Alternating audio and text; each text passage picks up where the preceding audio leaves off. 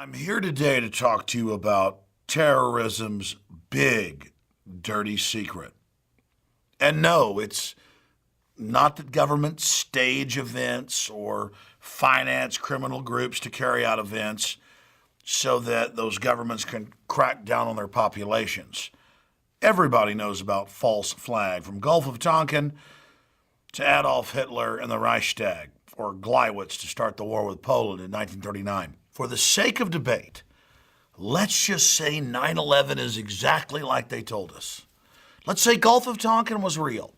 Doesn't matter if it's admittedly staged. Let's just say it was real. Let's say the Reichstag was real. Let's say it's all real.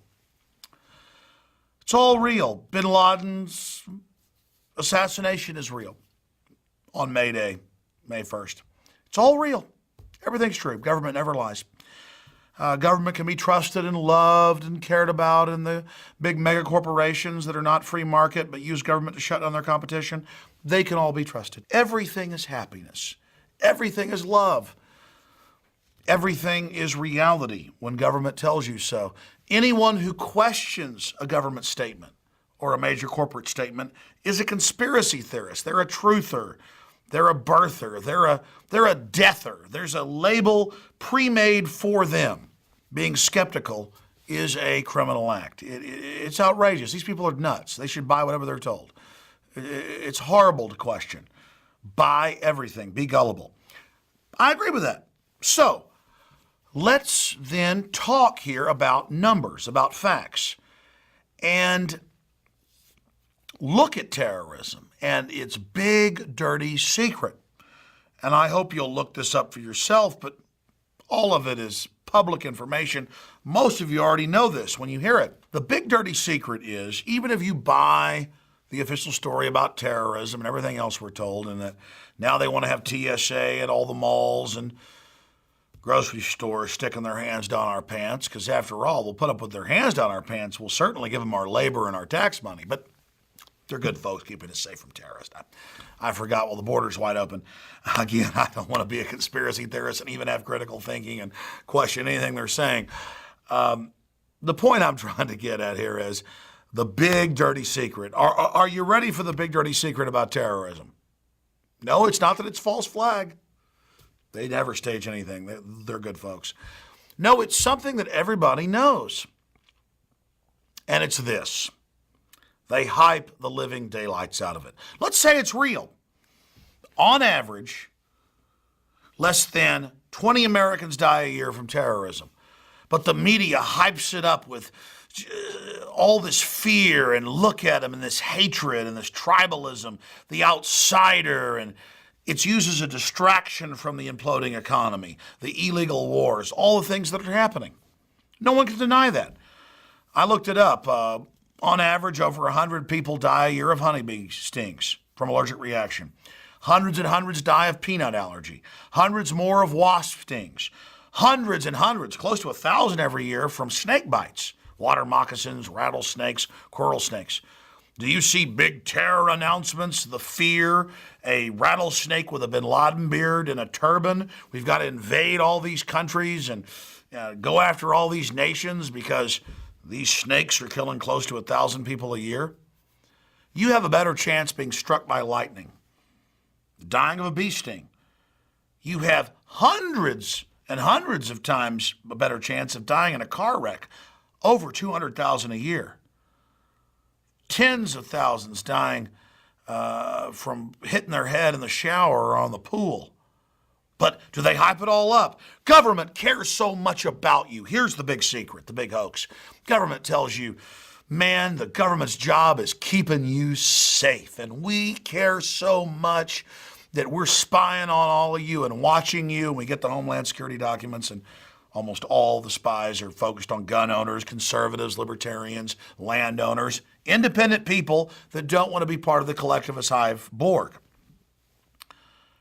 And so the big dirty secret is it's all a big hoax.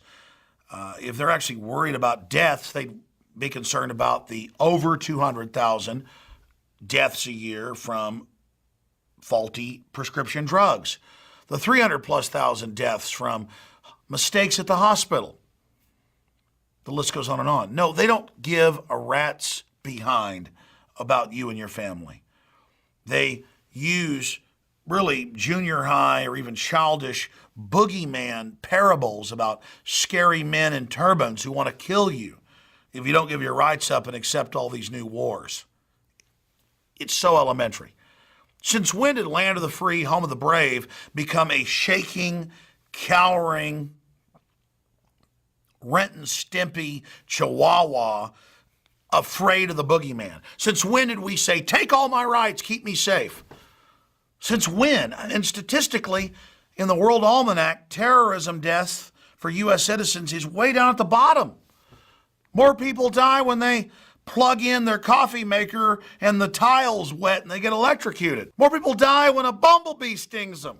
But we've got to change our whole way of life and endless hype and all the hysteria for something that is a vapor, an apparition, a delusion. They are creating irrational fears, and that's the big hoax. That's the big dirty lie. To have us fleeing over the edge of a cliff, running from an enemy that doesn't exist.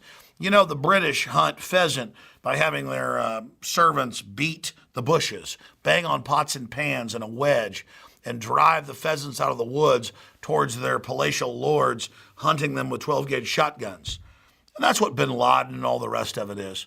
The threat isn't bin Laden. The threat isn't Amr al-Awlaki when he's not hanging out at the CIA. The threat is the beaters, beating the bushes. That's the terrorists. So in a way, they are the threat.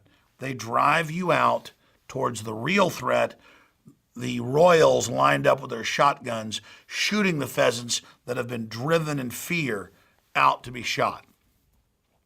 The wicked fleeth when none pursueth. That's always one of my favorite Bible quotes, and I didn't steal that from True Grit. It's been one of my favorite quotes for years, but I'm glad they used it. So you've been given the big dirty secret. And it's right there for you to go find out for yourself. You've got hundreds of times better chance dying in car wrecks. We still drive cars every day. We still accept the risk. Hundreds of times a better chance dying of bad drug interactions. You still take the prescription drugs. Many, many times better chance of dying from a bumblebee or a wasp or a honeybee. So why do you have this irrational fear? Because deep inside your anthropology, your sociology, you have an archetypal fear of the other tribe coming to enslave you, coming to kill you. And in that is a great truth. In our human development on this planet, hurtling through space around the standard sun, the greatest threat we ever faced was the neighboring tribe deciding to come and kill all the men and take the women and children for themselves. Every culture's done it. And so when you see a guy wearing a dress and a turban and a beard, it's scary. And when they tell you the tribal enemy is coming to get you, you line up and you do what you're told. And the sociologists and anthropologists know that if they show you a man in a dress, bin Laden, you will crap your pants and give over your entire life to them. They're punching primitive buttons built into you for survival 50,000 years ago. We're facing a new enemy. And there comes the next instinct and the ultra secret they don't want you to know and what they're afraid of. Humanity are the ultimate survivors, the super dominant species of this planet, the omnivore super predator. It is because we adapt that we are all powerful on this planet and will project our species into the galaxy.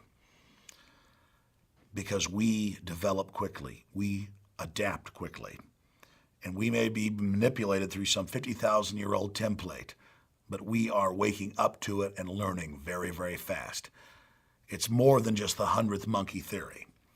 We're going to beat these people. They're not going to stop the species. Because when you realize that men come and go, women, children come and go, individuals come and go. The old Norse saying, cattle die and kinsmen die. But I know there's one thing that never dies, and that's the fame of a dead man's deeds. It's not the fame you want from your progeny. It's that communal understanding that they remember you and think about you and hold you up as an image of what they want to be. Cattle die, kinsmen die. But I know there's one thing that never dies, and that's the fame of a dead man's deed. I love you, and I know we're going to beat these miscreant people that would use their information against their own people, their own human tribe. We've created a predatory system where humans, the ruling class, act as predators against us. They're not hunting wild bison or boar or wild elephant, mastodon, woolly mammoth, cave bear, saber-toothed tiger. They're hunting us.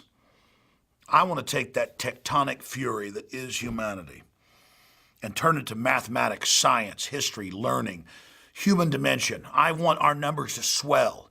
I want to people the known universe. I want thousands of years from now, our incredible progeny that will be gods compared to what we are today, to look back at us, their vestigial ancestors, and appreciate that the better part of our species won the day. I'm Alex Jones. This is the InfoWar. Visit Infowars.com and PrisonPlanet.com. When you're on the site, you can also tune in 24 hours a day to my daily radio broadcast. There's also a free iPhone app to listen to the syndicated radio show when and where you want.